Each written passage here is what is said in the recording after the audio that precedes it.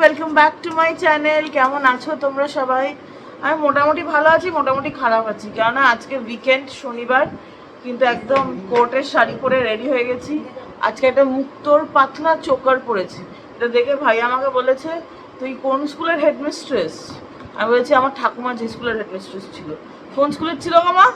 নাম ভুলে গেছি। আইভি জুনিয়র স্কুল নাকি বিশালগড়ে ছিল, এখানে কলকাতা না, বিশালগড়। হ্যাঁ, আমাকে ভাই বলেছে তোকে ওই স্কুলে নাকি এন্ট্রি দেবে না। এরকম হয়? আমি কে বলবো? আমার ঠাকুমা পারুল ঘোষ ঠিক এন্ট্রি দেবে। আর আমি সকাল সকাল রেডি হয়ে গেছি, এখন বাজে 9:30, বাস বেরিয়ে যাব। আজকে এখনো কুলেখেরা পাতার রস খাওয়া হয়নি, লিপস্টিকও পরে ফেলেছি, জানি না কি করে খাবো। এটাতে অল্প একটু মধু চালান করব। এখানে জলের বোতল আছে, জলের বোতলটা পাশে রাখতে হয়, কেননা যেটা আসে সেটাকে আবার ভেতরে ঢোকাতে হবে, তো সিস্টেম আলাদা। আর আজকে একটা কটন চান্দেরি পরেছি, কয়েকদিন আগে সিল্ক বাই সিল্ক চান্দেরি পরেছিলাম, আজকে একটা কটন চান্দেরি পরেছি। এটা আমি ইনস্টাগ্রামের একটা পেজ থেকে 2020-তেই নিয়েছিলাম, 20 না 21-এ নিয়েছিলাম। হ্যাঁ, তো এই হচ্ছে গল্প। আর মার রান্নাঘর বেশি কাজ নেই, মা ঘুরে ঘুরে বেড়াচ্ছে, কেননা মা জন্মদিনে এমন রান্না করেছে, এখন আমরা ওই রান্নাই খাচ্ছি। কালকে গিয়ে ইলিশ মাছটা যা দারুণ হয়েছিল, ও হো হো, সত্যিই ভালো হয়েছিল। আর কালকে তো এপার বাংলা ওপার বাংলা দুই বাংলার খাবার খেয়ে ঘুমিয়েছি। চিংড়ি মাছও ছিল, ইলিশ মাছও ছিল। আমার দুটো মাছই খুব পছন্দের। ভাই আবার চিংড়ি মাছ খুব একটা ভালোবাসে না, তো বাঙাল পোলা, আমি হচ্ছি মিক্স, সব দিকের খাবার ভালোবাসি। তো এই হচ্ছে গল্প। এখন এই বিষটা খেতে হবে, বিষটা খেয়ে নিই, আর বেশি দেরি করা যাবে না। ওইদিকে রান্নাঘরে মোটামুটি তালা, আর এই যে রানী বসে আছেন, কুইন ভিক্টোরিয়া। কি গল্প আপনার? তোমার গল্প নেই আজকে? যা, কেন? কি করবে? গুনু পাচ্ছে? কখন গুনু থেকে উঠেছো? আর গুনু তো করতে গেছো কখন? 4টে। কি করছিলে? এপাশ ওপাশ ধপাস। তো তুমি দুপুরে ঘুমাও কেন মা? আমি তো ঘুমাই না। পারো না তুমি? যা বাবা, দুপুরে গুনু করবে, রাতে গুনু করবে না। আমি তো মরার মতো ঘুমিয়েছি। তোমাকে রোজ এখন হাঁটাবো আমি। হ্যাঁ, হাঁটবে? হাঁটতে চায় না, বাড়ির মধ্যেই টুকুর টুকুর করবে। দেখো বসে আছে এখানে কিউটু ভিক্টোরিয়া। আমি একদম রেডি ফিটফাট। এই যে কল এসে গেছে মহান ব্যক্তিত্বের। হ্যালো, আমি নামতে পারি, তুমি ফোন করনি বলে আমি নেমে যাচ্ছি। চলো মা, টাটা। নামতে হবে, ফোন এসে গেছে। আজকে আমার আর্গুমেন্ট করার নেই, ওনারই আর্গুমেন্ট করার আছে। নামার আগে মাছকে খালি খাবারটা দিয়ে চলে যাবো। তারা সকালে উঠেছি কিন্তু খাবার ওদেরকে দেওয়া হয়নি। যা মা, আমার হাতটা খুলে গেল। হ্যাঁ, পেছন দিকে কি করে দেখবো বলো? যতটা পেরেছিলাম লাগিয়ে দিয়েছিলাম। এটা ঠিক করে লাগিয়ে দাও, ব্যাস, তাহলেই হয়ে যাবে। ওই তো লাগিয়ে দিয়েছো মা। বেশি খাবার না, অল্প একটু খাবার দিয়ে ব্যাস। দৌড়। আজকে এখনো বৃষ্টি আসেনি, কখন আসবে কে জানে। আজকে না আসলেও যদিও ভালো, আমি অফিসে ঢুকে যাওয়ার পর আসলেই সবচেয়ে ভালো। আর জল খেয়েছি, দেখো জল পড়েছে, কি করা যাবে? ও পড়েছে, ঠিক আছে। আসো মা, একটু আদর করে দিই তোমাকে। আসো। টাটা করে দিল। হ্যাঁ, সোনা বুড়িটা। চলো বেরোনো যাক। আজকে হাতে সেরকম জিনিস নেই, কারণ ব্রেকফাস্টও করে নিই, মা ব্রেকফাস্টটাও প্যাক করে দিয়েছে। চলো বেরোনো যাক। আজকে কারকাডুমার পার্কিং একদম ফুল, তাই আমি বাইরে এসে ওয়েট করছি ওদের ম্যাটার শেষ হলেই তারপরে যাব নেক্সট কোর্টের উদ্দেশ্যে। কারকাডুমার ম্যাটার হয়ে গেছে, এখন যাব হচ্ছে 30,000। চলো, এখন সিগন্যালে দাঁড়িয়ে আছি, প্রায় 120 সেকেন্ডের সিগন্যাল, মানে অনেকটা বড় সিগন্যাল, 2 মিনিট। ঠিক আছে, 80 হয়ে গেছে। তো ওয়েদারটাও আজকে বেশ গ্লুমি, সেরকম করে রোদ সকালবেলা উঠেছিল, যখন কারকাডুমা ঢুকলাম তখন দেখলাম রোদ চলে গেছে। আর রঞ্জিত আমার জন্য ওপারে দাঁড়িয়ে আছে, ফাইল ছিল, আর গাড়িটা ছিল বেসমেন্টে না, 4 তলা, এখানে তো আবার তালা সিস্টেম। তো এখন 1 মিনিট হয়ে গেছে 60 সেকেন্ড। চলো যাবো 30,000। এই যে কারকাডুমা কোর্টের নতুন বিল্ডিংয়ের বাইরে থেকে তোমাদের সাথে শেয়ার করছি। নতুন বিল্ডিংটা মডার্ন ফ্যাসিলিটি যুক্ত, পুরনো বিল্ডিংটা তো অনেক আগে হয়েছিল, স্বাভাবিকভাবে অনেকটাই পুরনো হয়ে গেছে। এখন আমরা যাচ্ছি সিপির উদ্দেশ্যে, একটু কাজ আছে, তারপরেই এখন পৌঁছে গেলাম 30 হাজারি কোর্টে। এটা নতুন স্কাই ওয়াক হয়েছে, পুরনো কোর্ট বিল্ডিং আর নতুন কোর্ট বিল্ডিংটাকে কানেক্ট করছে। বেশ অপূর্ব বানিয়েছে কিন্তু, পুরো পুরনো আর নতুনের মেলবন্ধন। আর এখন তো সব কিছুই অনলাইন হয়ে গেছে। আমি এসেছি আজকে একটা মিডিয়েশন করাতে, তার জন্যই আর কোর্ট পড়লাম না, যা প্রচণ্ড গরম পড়েছে। জানো তো, এই 30 হাজারি কোর্ট হচ্ছে দিল্লির সবচেয়ে পুরনো ট্রায়াল কোর্ট। যাকগে, এই গরমে কাজ হয়ে গেছে, এখন হুহু করে বেরিয়ে যাচ্ছি পরের গন্তব্যস্থলের উদ্দেশ্যে। যা গরম পড়েছে, গরমে পুরো ভর্তা হয়ে যাচ্ছি, সত্যি গো। জ্যৈষ্ঠ মাসকেও ছাড়িয়ে দেবে, এত গরম পড়েছে। জাস্ট রোদের তাপটা দেখো। এখন রাস্তায় জল খাওয়া বলে দাঁড় করিয়েছি গাড়িটা। এই যে ঠান্ডা ঠান্ডা জল, আমার বন্ধুটা অর্ধেক খেয়ে নিয়েছে। ওই যে উনি দোকানের ওখানে গেছে, একটা রোড সাইডে যে কোল্ড ড্রিঙ্কস জল নিয়ে বসে না, ওদের দোকান থেকে নিলাম। আগে জল খাই, তারপরে সামনের গন্তব্যস্থলে যাব। কালকেই পেট্রোল ভরিয়েছিলাম, গাড়ি চালিয়ে বাড়ি এসেছিলাম, 25 কিলোমিটার ছিল। আজকে দেখো 127 কিলোমিটার এখন অব্দি ড্রাইভ করে নিয়েছি। এই যে বাড়িও পৌঁছে গেছি, মানে আজকে 102 কিলোমিটার আমি ড্রাইভ করেছি সকাল থেকে। সকালে বেরিয়েছিলাম সেই 9:30, এখন বাজে 5:30। এই বাড়ি এলাম, সাথে মহিষের দুধও নিয়ে নিয়েছি। মা বলে দিয়েছিল তাড়াতাড়ি আসলে নিয়ে নিবি, নিয়ে নিয়েছি। এর জন্যই মনে হয় রাতে পা ব্যথা করে। 102 কিলোমিটার আমি একা আজকে সারা দিনে চালিয়েছি। এরপরে যদি সন্ধ্যাবেলা, না আজকে আর বেরোবো না, আর পারছি না, মাথা ব্যথা পুরো ধরে গেছে। তার কারণ এত রোদ, এত রোদ। এখন সোজা যাব বাড়ি। আর আজকে এই ফোন চার্জ দিতে পারিনি, পুরো সুইচ অফ হয়ে গেছে। মা ফোন করেছিল, পাইনি। গিয়ে দেখি টেনশন করছে কিনা মহিলা। বাড়ি এসে দেখি আমার মা তো বেঘরে গুনু করছে। এত গুনু, এত গুনু, আমার মাথা, বেবি মাথা। দেখি দেখি, ও মা স্লো হয়ে গেছে আমার মাম্মাটা। হ্যাঁ, আমার সোনা মাম্মাটা। আমি পুরো ঘামু ঘামু মাকে দিয়েছি পুচু করে। ওই দেখো মুচ্ছে, কি মিষ্টি লাগছে। ওই দেখো নাইটি তুলে উঁচু করছে। আমি আজকে 102 কিলোমিটার চালিয়েছি। আজকে যদি বলি পা ব্যথা করছে, তোমার দুটো পা আমার ঠ্যাঙের ওপর তুলে দেবে। এত সোজা সাপটা হিসাব পা ব্যথার।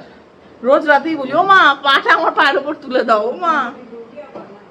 হ্যাঁ, জামা কাপড় না পরতে পারলেই ভালো, যা গরম। আমার চেহারা দেখে বুঝতে পারছো মা, গরম পুরো থাতা হয়ে এসছি, থাতা হয়ে ভোতা মুখে। গাড়িটা যদি এখানেই রেখেছি। আমি তো ভাবলাম মা ফোন করেছিল, কেটে দিয়েছি, কারণ একদম ব্যাটারি নেই, তো মা টেনশন করবে। কোথাকার কি, আমার মা গুনু করছে। হ্যাঁ, পান্তা ভাতে ঘি হয় নাকি কখনো? হে মা, জানে না মাটা। যাক, এখন আমি ফ্রেশ হই, আর পারছি না, দেহটা আর দিচ্ছে না আমার। ফ্রেশ হয়ে এসছি, দেখছি মা এসি চালিয়ে দিয়েছে। তো যাই, আর বেশি দেরি করা উচিত না। তোমাদের সাথে একটা জিনিস শেয়ার করব। আজকে কি করে আমি 102 কিলোমিটার ড্রাইভ করেছি সেই গল্পটা তোমাদেরকে বলবো না? আর মাকে বলে দিয়েছি চিংড়ি মাছ বার করে রাখতে, সন্ধ্যের সময় রান্না, সন্ধ্যে না রাত্রিবেলা রান্না করবো আজকে আমি ডিনার। ওরে বাবারে, এসি বেশি চলছে না মনে হচ্ছে, বাপরে বাপ। তো গল্প হচ্ছে আজকের এইরকম। সকালবেলা তোমাদেরকে বললামই কারকাডুমা কোর্টে যাচ্ছি। কারকাডুমা কোর্টে গেছি আমি, যদিও আজকে ভেতরে যাইনি, আমি বাইরেই ছিলাম, কেননা বেশিক্ষণের ম্যাটার ছিল না, আর পার্কিং পাওয়া যাচ্ছিল না, তো তার জন্য আমি বাইরেই ওয়েট করলাম। তো এক গরমে ওয়েট করেছি, সেটা এক। তারপরে ওখান থেকে গেলাম সিপিতে আমাদের কিছু কাজ ছিল, তো সিপি গেলাম। সিপি থেকে তারপরে গেলাম ওই গরমের মধ্যে, সিপি থেকে গেলাম 30 হাজারি। বাবারি বাবা, আমার প্রাণ ওষ্ঠাগত করে দিয়েছে। ওখানে তো দেখলেই তোমরা, ওর নিউ বিল্ডিংয়ের সামনে গাড়ি লাগালাম, ওপরে উঠলাম, ওই স্কাই ওয়াক থেকে তোমাদের সাথে শেয়ার করলাম না, ওটা বেশ ভালো বানিয়েছে। হয়ে গেছে 4-5 মাস বানিয়েছে, আমি এই প্রথম গেলাম। আমি এমনিতেই 30 হাজারি প্রায়ই যাই, বাট আমার কাজ ক্রিমিনাল কোর্টে। ক্রিমিনাল কোর্ট মানেই হচ্ছে যে ওল্ড বিল্ডিং, আর সিভিল মানে কমার্শিয়াল ম্যাটার্স মানে হচ্ছে নিউ বিল্ডিং। তো তুষারের কাজ নিউ বিল্ডিংয়েই বেশি হয়, কারণ ওর তো সব সিভিল ম্যাটার, কমার্শিয়াল স্যুটস হ্যান ত্যান এইসব, মানে বিজনেস ট্রানজ্যাকশনের থেকে যে মামলাগুলো আসে ও সেইগুলো বেশি দেখে, আর আমি ক্রিমিনাল ম্যাট্রিমোনিয়াল এসব। তো তার জন্য ওখান থেকে গেলাম। ওই যে স্কাইওয়াক দিয়ে গরম লুটা গায়ে লেগেছে, মাথা যন্ত্রণা তো করছিলই। তারপরে ওখান থেকে বেরিয়ে কি ট্রাফিক, আর পারছিলাম না। মানে প্রাণটা পুরো বেরিয়ে গেছে তখনই। তারপর ওখান থেকে গেলাম জয়পুর হাউস, বিকানের হাউস না, জয়পুর হাউস। আমাদের একজনের সাথে দেখা করার ছিল, তো যার সাথে তখন আর ভিডিও করতে পারছিলাম না, এত মানে কাহিল হয়ে গেছিলাম।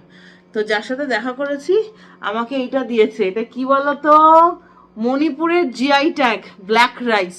কতজন তোমরা খেয়েছো ব্ল্যাক রাইস? ট্রেডিশনালি কিন্তু এটা পায়েস বানিয়ে খাওয়ার জন্য এই রাইসটা ব্যবহার হয়, আর শুধু মণিপুরেই প্রোডাকশন হয়। এই দেখো এখানে লেখা আছে ইম্ফল, মণিপুর। ইম্ফল রাজধানী না তো মা? মণিপুরের রাজধানী তো ইম্ফল। আমার মা ভুলে গেছে, আমাকে কিন্তু মাই মুখস্থ করিয়েছিল জীবনে।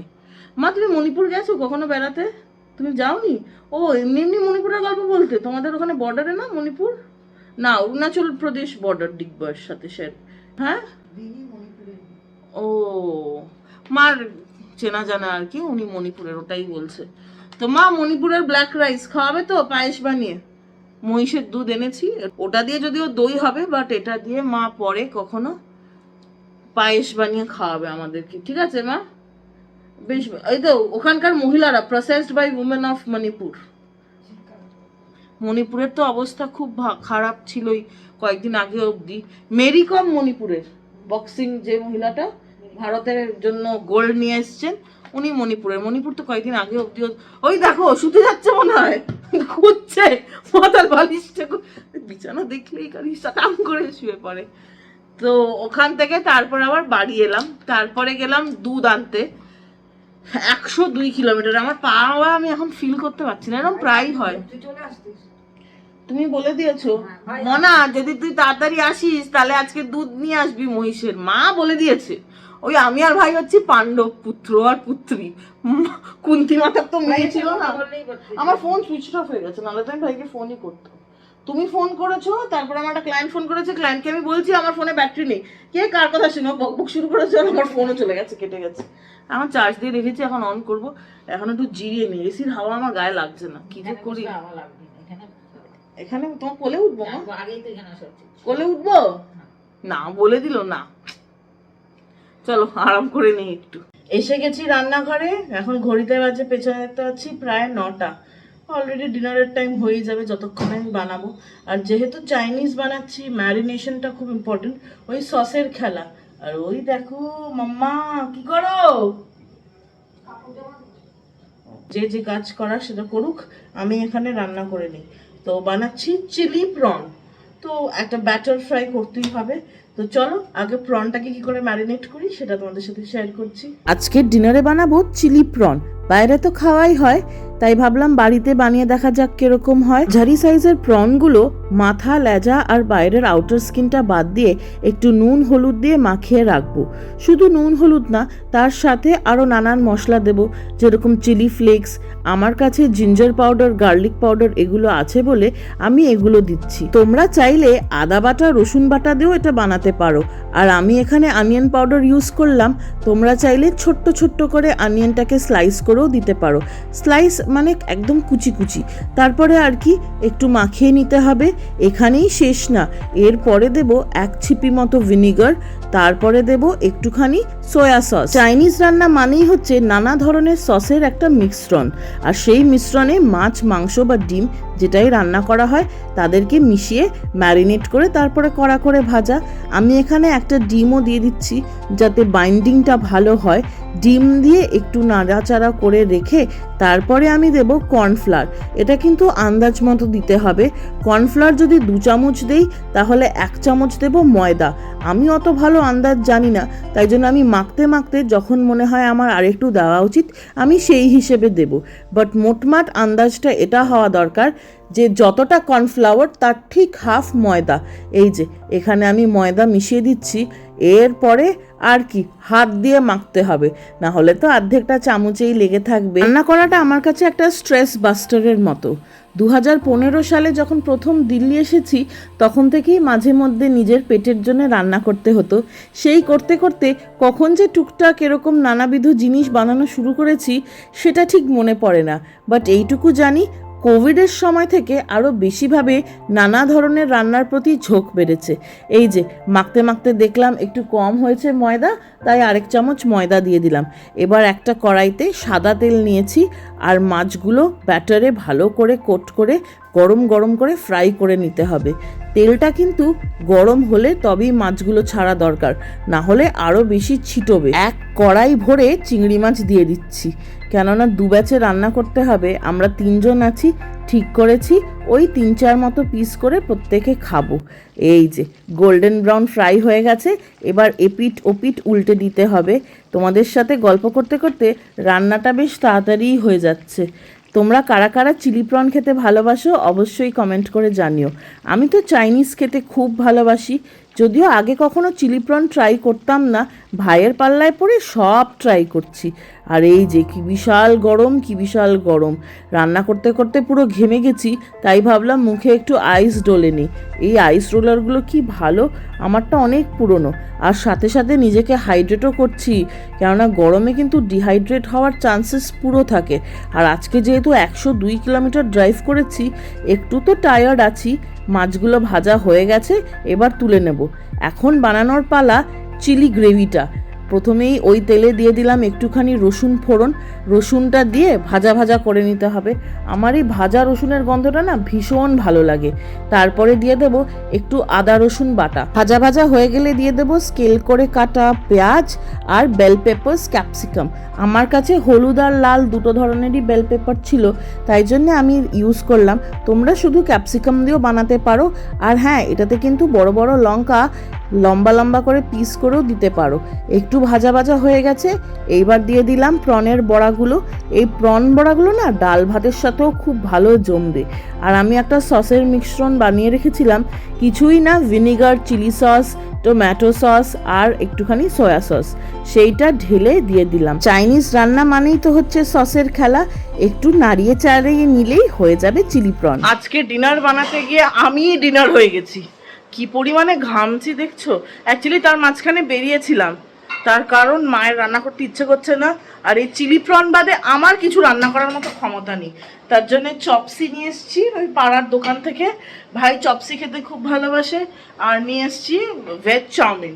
তো ভেজ চাউমিনের জন্য এই যে ডিমও ভুর্জি করা হয়ে গেছে। আর আমার চিলি প্রনের ফাইনাল লুকটা তোমাদের সাথে শেয়ার করছি। এই হচ্ছে আমার চিলি প্রনের ফাইনাল লুক। দেখতে তো খুব লোভনীয় হয়েছে, এখন জানি না খেতে কিরকম হবে। এই যে আমার গিনিপিগ, আমার মায়ের গিনিপিগ আমি, আমার গিনিপিগ আমার মা। আমার একটা প্রন খেয়ে বলো। হ্যাঁ, চিলি প্রন। তোমার ঝাল লাগে বলে লঙ্কা দিইনি, নাহলে এখানে চিড়ে চিড়ে কাঁচা লঙ্কাও দেওয়া যায়। ওই দেখো, গরম না? কি বাজে হয়েছে না ঝাল হয়েছে না কি হয়েছে? কত 10-এ? আগে খেয়ে নিক আমার মা। 8? কেন গো, 2 নম্বর কিসে কাটা যাচ্ছে? মা ওটা তো উপর দিয়ে নিতে হয়, তোমার বাড়িতে তোমার ছেলেও থাকে, ও নুন খায়। ভালোই হয়েছে, তার মানে 8 মানে ভালোই, তাই তো মা? 80% মার্কস। আর আমি কর্নস্লারি দিই না, কেন দিই না? আমার মা খেতে ভালোবাসে না, তাই না? রেস্টুরেন্টে খেয়ে নেয়, বাড়িতে কর্নস্লারি দিলে খাবে না। খাবে? মা তো খেলো, এবার আমি খেয়ে দেখি কিরকম। আমি জানো তো চিলি প্রন, চিলি চিকেন বা চিলি যাই কিছুতে, আমি মানে প্রন বা চিকেন এগুলোর চেয়ে ওই যে সবজিগুলো থাকে বেল পেপার, পেঁয়াজ, ওগুলো খেতে বেশি ভালোবাসি। আমার খুব ভালো লাগে। অ্যাকচুয়ালি তো সসের খেলা, তার জন্য ভালো হয়েছে, একদম রেস্টুরেন্ট স্টাইল। স্প্রিং অনিয়ন দেওয়া যেত যদি শীতকাল হতো তাহলে, এখন গরমের মধ্যে আর স্প্রিং অনিয়ন দিলাম না। যদিও বড় বড় লঙ্কা এরকম সাইড স্লিট করে করে এরকম টুমো টুমো করে দেওয়া যায়, বাট মায়ের ঝাল লাগে বলে আর দিন। এই যে রেড বেল পেপার, জব্বর হয়েছে, জব্বর। রেস্টুরেন্টে তো সবসময় খাওয়া হয়, বাড়িতে যদি এরকম বানানো যায় তাহলে কিন্তু আলাদাই ব্যাপার, একটা উৎসব উৎসব ব্যাপার, তাই না? তাহলে চলো, আমার ভিডিও আজকে এখানেই শেষ হচ্ছে। তোমরা সবাই খুব খুব খুব ভালো থেকো, নিজের শারীরিক এবং মানসিক স্বাস্থ্যের খুব ভালো খেয়াল রেখো। বিকজ মেন্টাল হেলথ না দেখা তো যায় না চোখে, কিন্তু আমাদের যে জিনিসটা বদল করছে সেটা বদল করতে করতে একদিন আমরা প্রেশার কুকারের মতো বার্স্ট করি। সেই সিচুয়েশনটা যাতে না আসে, আমরা যাতে একদম শুরুতেই প্রবলেমের সলিউশন খুঁজে পাই, এটাই আমি তোমাদের সবার জন্য কামনা করব। তো চলো, দেখা হচ্ছে একটা নতুন দিনে একটা ইন্টারেস্টিং ব্লগের সাথে। ততক্ষণের জন্য good night, bye bye bye bye bye.